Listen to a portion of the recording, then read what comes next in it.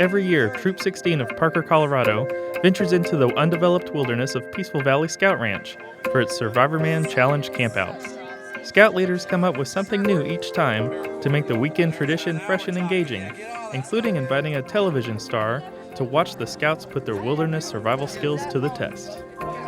I've had the ability to go through level 1, level 2, and then the last 3 years I've been level 3 referee. Level 1s, they come out and they have to survive going the big hike from Saturday morning till Saturday at dinner time.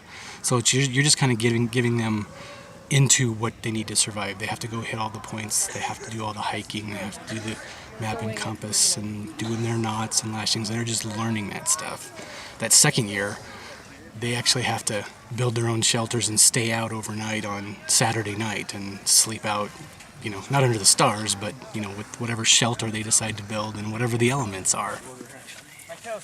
We had to build our shelter nearby, so we built a half lean-to, half tarp tent, and spent the night in that. It was a little cold because we don't get sleeping bag or sleeping pad or anything. So the level 3s, we take it up a notch again, which is we take them out on Friday night, simulate whatever idea we have for that year. And this year was the plane crash, which we've done in the past, and they have to find what they have at that crash site, and that's what they have to survive for that whole weekend. We have been planning this event for probably about 6 months now.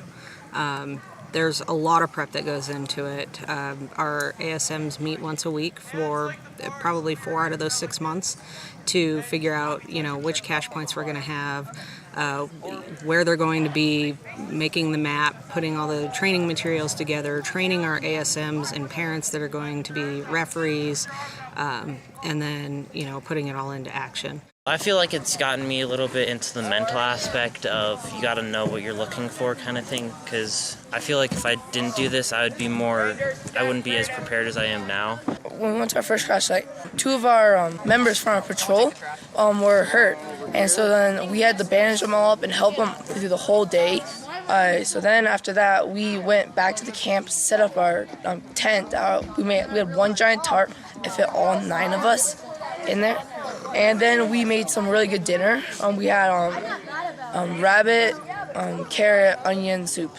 It was very good, actually. We have set criteria. That's kind of what guides our scoring, but we're looking for, obviously, teamwork, basically going back to basics within the scout book and the rank advancements of, first aid, knots, camping, all those basic survival type scenarios, and making sure that they can live up to that challenge. And if not, obviously that we have a scoring mechanism that will dock them if they don't make it, or maybe they don't get points or gain points. Survival's never been about recreation. Survival is about real life skills. It's about having a sense of confidence. The first time I ever got a fire going completely from nothing, just from the bush, my confidence level just went through the roof.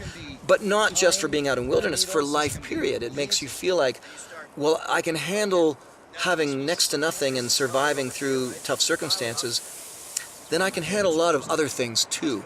And that is the magic of survival and wilderness survival, is it lends itself to building confidence within you for all of the other things you face in life.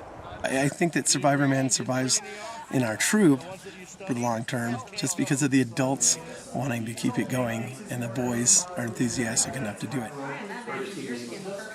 Based on your location, you can come up with really fun, interesting things that are really relevant to you, which he kind of taught me that this year you could do that. And that works for any type of scouting program, venturing, Boy Scouts.